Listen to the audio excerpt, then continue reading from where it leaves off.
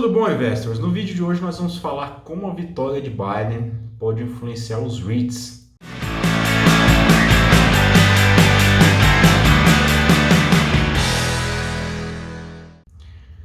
Biden ganhou as eleições, né? E agora nós temos que falar aqui um pouquinho como isso pode influenciar os REITs. Para quem não conhece, os REITs são os Real Estate Investment Trust, que são aí, de certa forma, similar aí aos nossos fundos imobiliários, mas que, no entanto, são empresas, certo? Os REITs têm algumas vantagens. A principal dela é que eles não pagam imposto de renda, né? Aquele imposto corporativo sobre o lucro, desde que ele distribua aí 90% do seu lucro líquido tributável na forma de dividendo para os acionistas. E antes a gente tem que lembrar que uma história que aconteceu no final de 2017, que foi uma lei aí aprovada pelo Congresso americano chamada Lei de Redução de Impostos. O que essa lei fez basicamente? Ela reduziu os impostos das corporations, das empresas que não são classificadas, das stocks, né, empresas que não são classificadas como REITs, de 35% para 21%. Então isso foi muito benéfico, né, para essas empresas aí, e algumas como a Amazon, por exemplo, soube se beneficiar bastante aí dessa redução de impostos. Vale lembrar que a Amazon, por exemplo, em 2017 e 2018, ela, através de alguns ajustes ali contábeis, ela praticamente não pagou imposto nenhum. Em 2019 ela pagou 160 milhões, isso a gente está falando de uma empresa que vale mais de $1 trilhão. Então, uma porcentagem muito pequena do lucro ali dela tem sido revertido na forma de imposto. E isso é uma das grandes críticas aí do Partido Democrata, né? Hoje uma das propostas que Joe Biden tem, que inclusive ele falou isso no plano de campanha dele, coloca uma alíquota mínima de 15% de imposto sobre o lucro com valor de acima de $100 milhões, né? E aí a gente abarca aí uma série de empresas.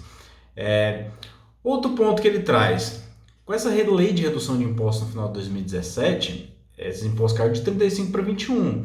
Ele pretende fazer isso voltar a 28%. Lógico que a gente não sabe se isso vai acontecer, já que a maioria no Senado americano continua sendo republicana, né?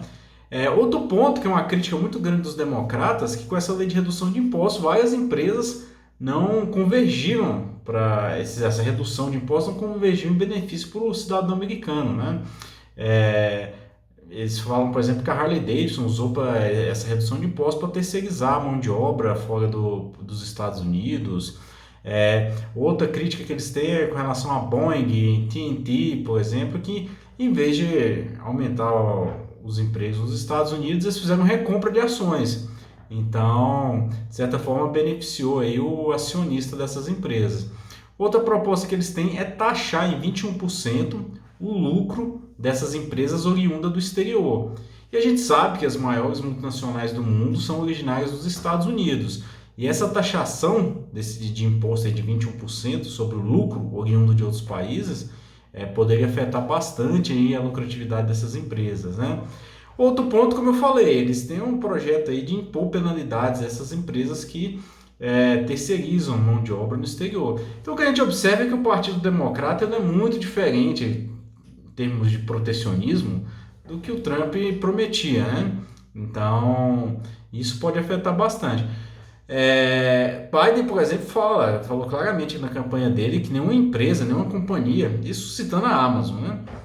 Que nenhuma companhia era justo, nenhuma companhia pagar um imposto menor do que um bombeiro ou um professor. E isso foi porque aconteceu diversas vezes aí, diversos anos, né? 2017, 2018, a Amazon pagando zero de imposto por alguns benefícios contábeis ali que eles souberam se aproveitar. E aqui a gente traz aqui alguns pontos, né? Quero trazer 7 pontos para vocês. O primeiro dele, como que os REITs podem se beneficiar disso, né? Aqui eu trouxe um gráfico para vocês, que a gente vai colocar aqui. Vocês observam aí, em laranja a gente tem VOO, que é o maior ETF, um dos maiores, né, do S&P 500. E em roxo a gente tem o VNQ, que é o maior ETF de REITs. Por que eu trouxe essa comparação aqui para vocês darem uma olhada?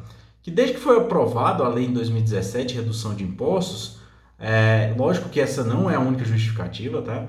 O que a gente observa é que naquele período ali os REITs sofreram bastante, porque naturalmente o fluxo de capital ele saiu dos REITs, que são empresas imobiliárias, e tenderam a ir mais para empresas de tecnologia, principalmente Amazon, Facebook, Google, e esse capital acabou reduzindo, né, o fluxo de capital ali.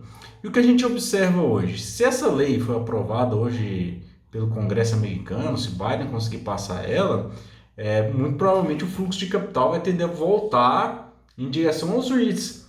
E a gente vê isso aí claramente nas últimas semanas aí, o quanto que os REITs têm sido as melhores performances, inclusive dentro do índice S&P 500.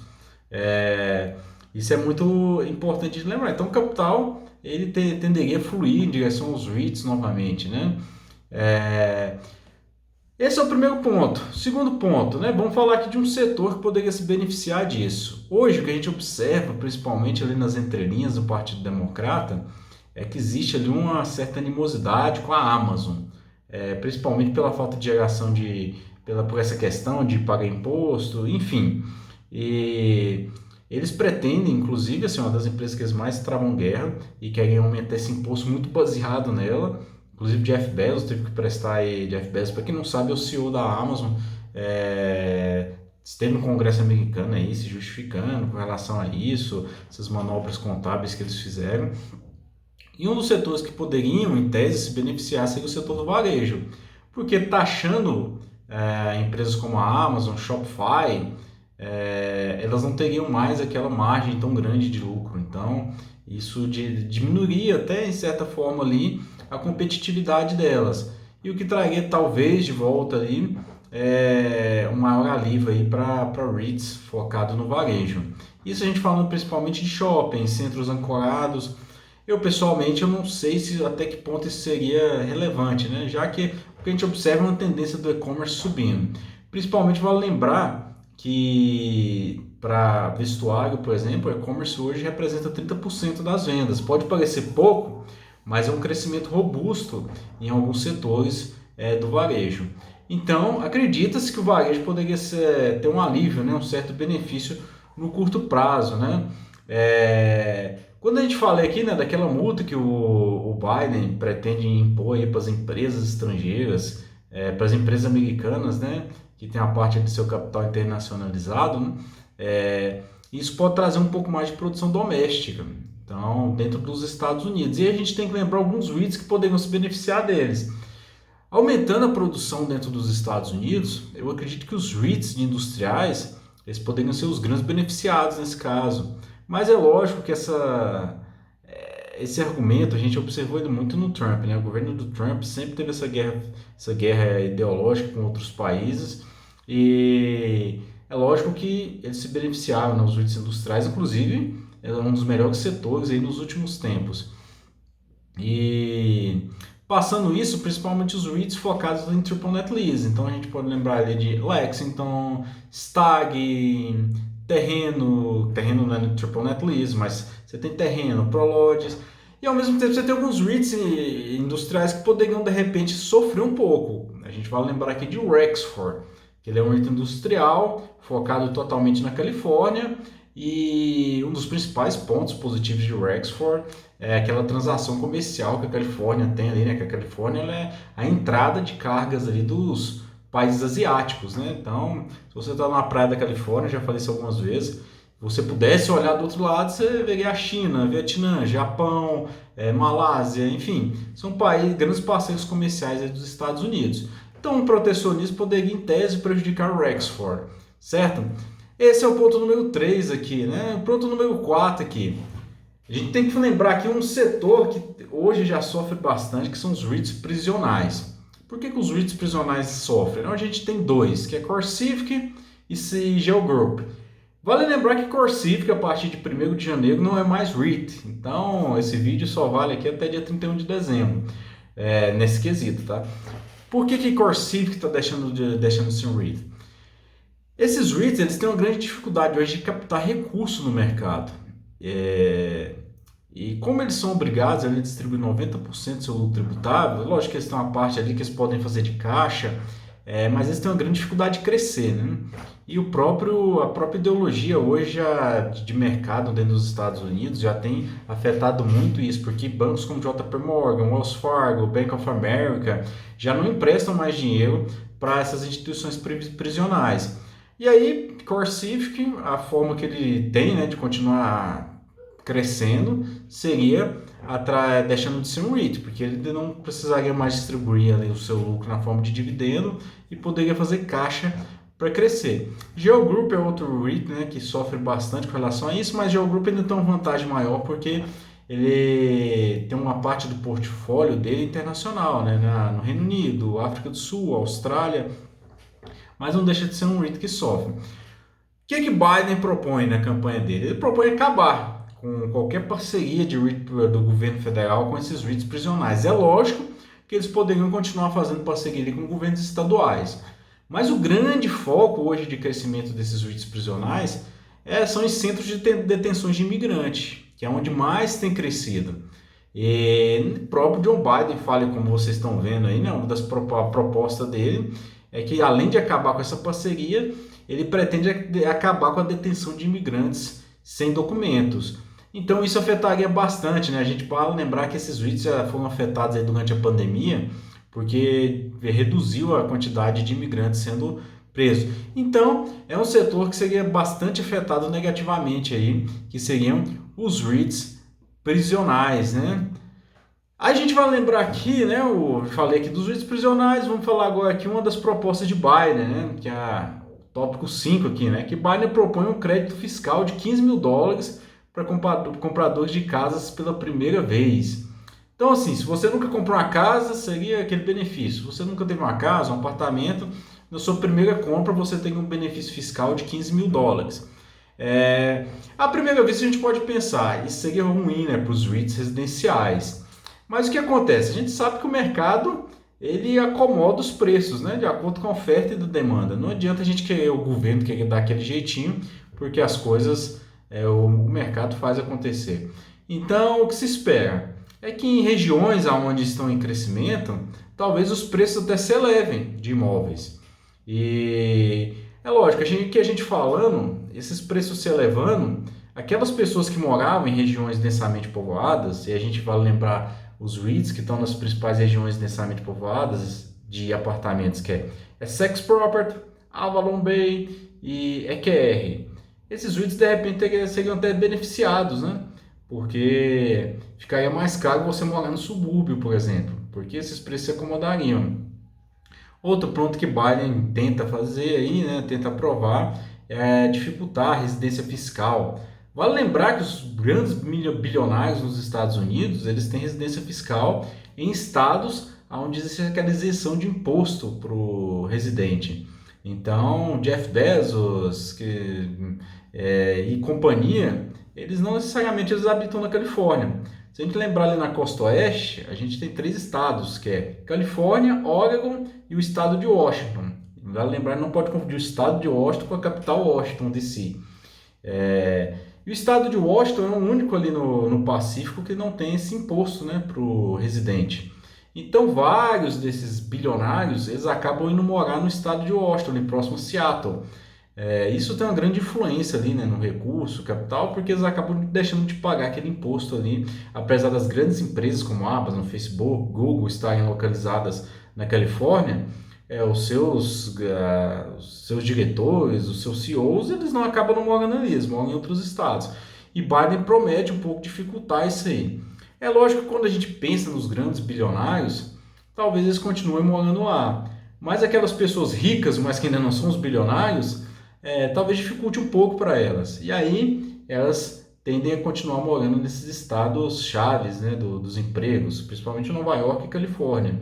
E aí tem uma grande proporção de tem uma grande probabilidade aí de a gente ver esses REITs crescendo aí nos próximos anos, né?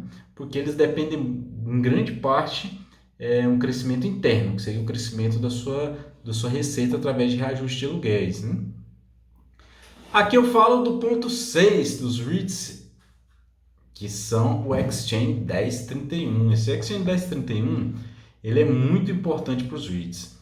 O que ele fala basicamente nessa seção 1031, que seria a troca 1031? Quando nos Estados Unidos, um REIT, qualquer empresa de real estate, ela tem algumas regras onde ela pode vender um imóvel e comprar outro sem pagar o ganho de capital do imóvel vendido. Então, Por exemplo, se eu tenho um imóvel de 100 mil reais, ele valorizou e hoje 100 mil dólares, ele vale 1 milhão de dólares, eu teria que pagar imposto sobre esse ganho de capital, que seriam os 900 mil dólares aí que eu obtive sobre esse imóvel. Mas, no entanto, existe uma regra chamada Exchange 1031, que a regra é basicamente a seguinte, ó, bens imóveis eles devem ser trocados por bens semelhantes, ou seja, se eu vender um imóvel por outro bem imóvel, tudo certo. E esses bens recebidos na troca, né, eles devem ser para fins comerciais ou investimento. Eliminando hoje o Exchange 1031, isso diminuiria bastante aí essa compra e venda de imóveis. Isso é muito importante para alguns REITs, renovação de portfólio.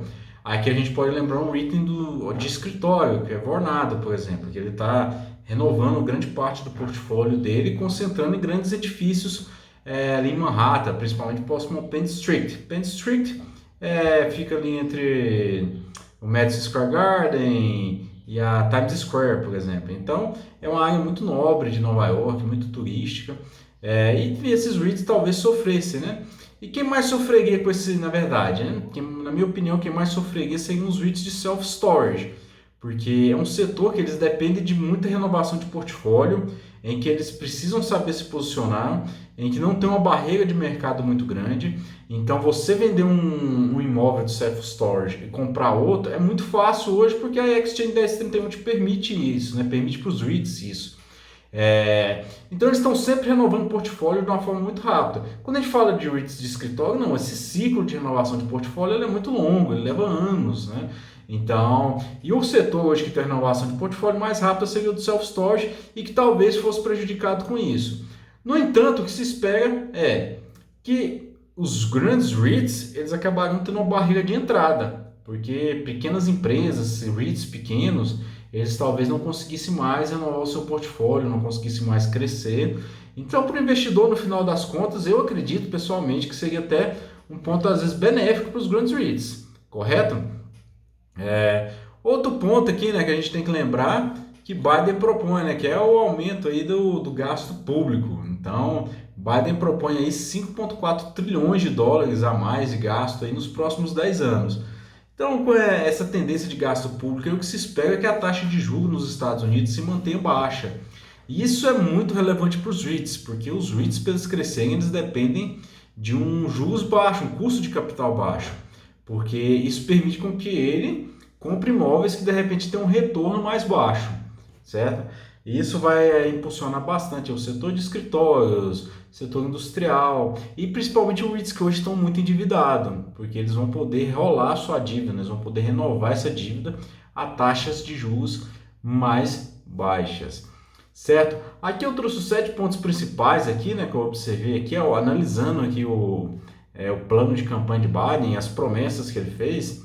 Se elas se cumpriram, eu vejo os REITs hoje como um grande investimento para o futuro, principalmente por essa posição e essa grande vantagem que os REITs têm, que é não pagar impostos. E a gente, como aqui brasileiro, a gente acaba pensando no REIT como um dividendo ali, a gente, apesar de ter uma taxação, né, no dividendo americano, que é feito até na fonte. Espero que vocês tenham gostado do vídeo. O intuito aqui era trazer aqui um pouco aqui do release do que pode acontecer nos próximos anos e que pode não acontecer, né? Porque política é algo fluido e não tem como a gente prever, assim como não tem como a gente prever para onde vai o dólar. Certo? Se você gostou, curta, compartilhe o nosso vídeo, se inscreva no nosso canal. A gente tem o nosso perfil no Instagram também e a gente manda ali o perfil de todos os REITs no nosso canal do Telegram. Um abraço e até a próxima.